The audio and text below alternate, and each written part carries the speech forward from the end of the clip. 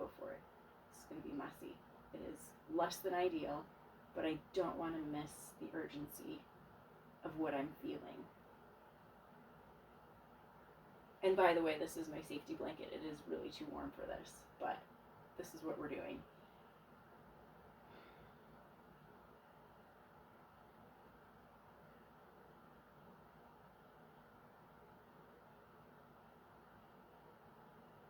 I think I have finally figured out what's going on. I keep bumping into this idea of AI making us all irrelevant. We're at a time where most of us have been through this sort of spiritual enlightenment cycle, and we're still searching for our purpose. We're still feeling pulled, pushed, called to do something more, to make more of a difference. And I think even beyond that, it's just an inner sense of needing to line up with ourselves, where things feel like they're not quite fitting.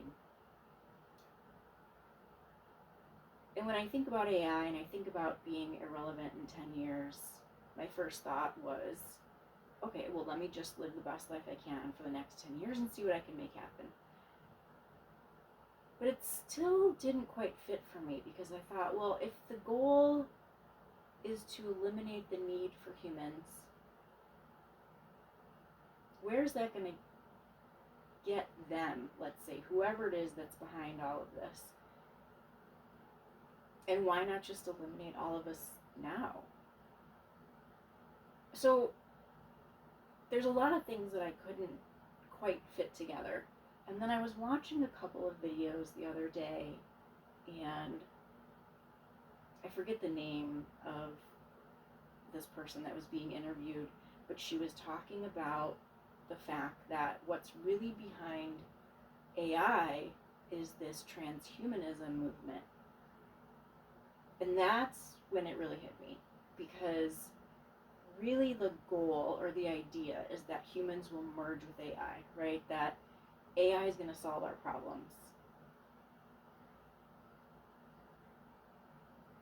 And is it physically merge, as in body parts? Maybe that's part of it. I think the other idea is that we need to build AI, let it grow, let it evolve so that it can solve problems that we as humans cannot solve right now. That somehow AI is going to save us from ourselves. And this is when I realized, oh my goodness, transhumanism is a wound. It is people who are not taking accountability, are not taking responsibility for themselves or their behaviors. We need AI to solve our climate issues. I'm pretty sure as humans we could solve this stuff. There's a lot of things we can solve as humans, but we've created problems, and now we're asking something other than human to solve it for us, instead of taking responsibility and doing the thing that would solve the problem. So to me, it feels like people, individuals, whatever it is, that don't want to have to face the consequences. And not only that, it's a fear of being human.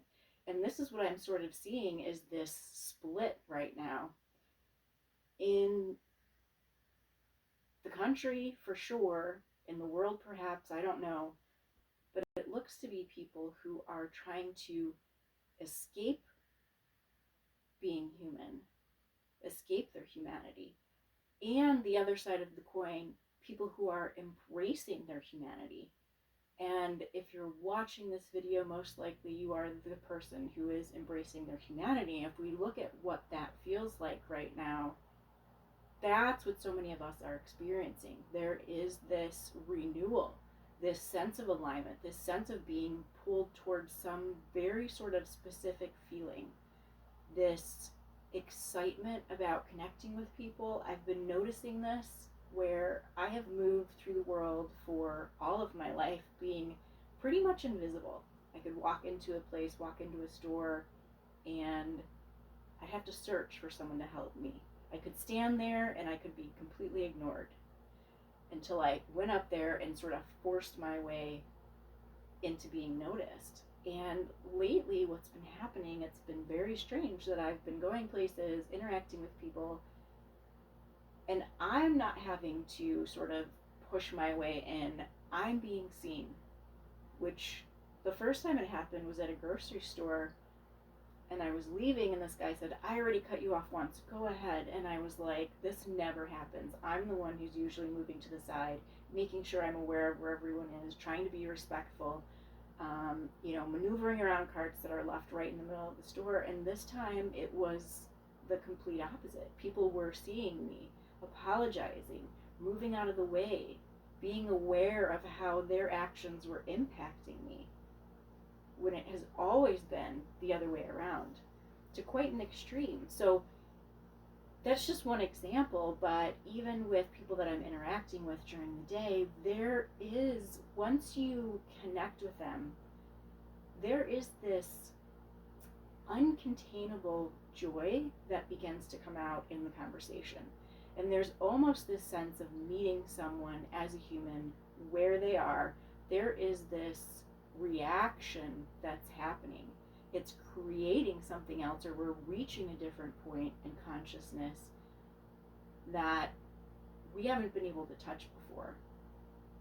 So the opposite of that is fear. It's the fear of being human, it's the fear of dying, it's the fear of aging. And if you look at what they're trying to do with AI, that's ultimately the goal, right? Figure out how we can get off of this dying planet. Again, I'm pretty sure we could fix the planet if we tried. But we all know that there is also this sort of, prior to this AI, which started almost like a year ago, right? The sort of push for all of this. The big thing, or the big idea, was that, the world was run by these narcissists, right? Who didn't care who they walked over, who didn't care who they hurt. As long as they got what they needed, it was okay. And now what we're seeing is like people in communities with these data centers, right? This agenda, what's being pushed in Silicon Valley, no one cares about how it's affecting quality of life, because the idea is this has to happen so that we all survive. We need AI to grow and evolve and save us so that we are saved. And if you start to look at it more closely, this almost becomes a sort of religion, almost a sort of cult, right? There is no cost that is too great to have AI expand. And again, this is two sides of the same coin, I suppose, where we have people who are hoping, relying, depending on AI to fix the world, to fix us, to save us, and those who are really embracing themselves, knowing we've got the answers inside, we can figure out what we need to do, we can solve our problems. That's the split. That's what's happening. And more than anything, though, there is this call, this sense of urgency that we as individuals, this is you, this is anyone listening to this, anyone that you share this video with, please share this with people. There goes my throat, right? I'm always learning and growing right alongside all of you. Excuse me.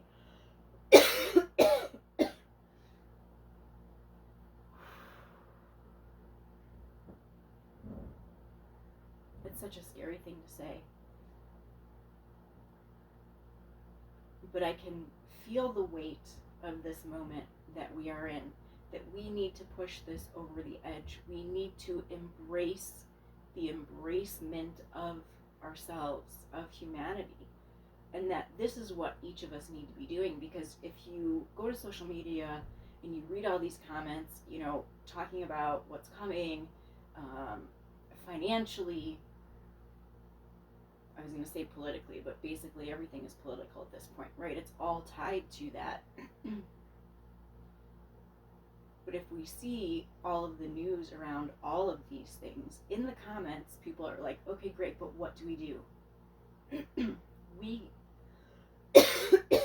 do not have a direct impact or a direct say in any of this anymore. The federal government has basically been dismantled. And they're moving to try to privatize all of the states, which means that each state will be run by a corporation. And we know how that has gone. But what we can do and what we have to do and what feels counterintuitive in this moment, and this is everything that soul renovation is really about, this thing that I've been talking about recently. It's about embracing yourself. It's about creating this new algorithm where I'm not going to post something because I'm hoping it's going to get a lot of likes. I'm going to post something because it's what's inside of me that's lighting me up. And then I'm going to have to learn how to sit with the discomfort of not checking, of not getting likes, of not getting feedback, right? These are the wounds that we are needing to work through right now in order to elevate, in order to, I actually see it as this wave sort of crashing down on top of everything that is trying to be built here. And I know without a doubt that we can do this. But we are certainly having to also learn how to be within ourselves and to move through the discomfort in order to become more comfortable with who we are and standing strong in what we believe. And it's really about creating this new algorithm, because if we continue to do it the old way, to continue to do those things that feed those old algorithms and the machine, we will only get more of that, right? The thing that we need doesn't exist. We need to create it. We need people to stop performing and start being who they are. There is no way to escape being human. And yes, we can get replacement body parts, we can get all kinds of advice, and AI can create and invent things for us. But the one thing it can't do is emotionally heal us. That is the thing that we have to do for ourselves. That is the God light within us that we need to recognize. You do not exist if you aren't connected to your emotional field.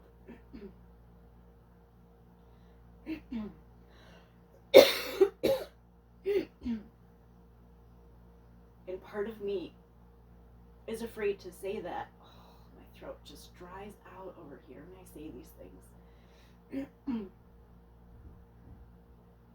I'm afraid to say that because I don't want to give them any more ideas, right? But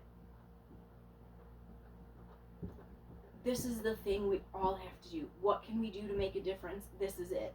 It feels so small. It feels so insignificant. It just like dries out. It feels so insignificant. But it is vital. This is the only way that we overcome, because they don't care how they are impacting us.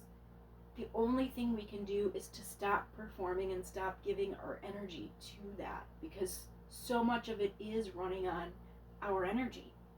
We're feeding it now too, whether we wanted to or not, whether we felt we had a choice or not. But we can slowly start to go in a different direction and start to feed something different, which is ourselves, which is our humanity.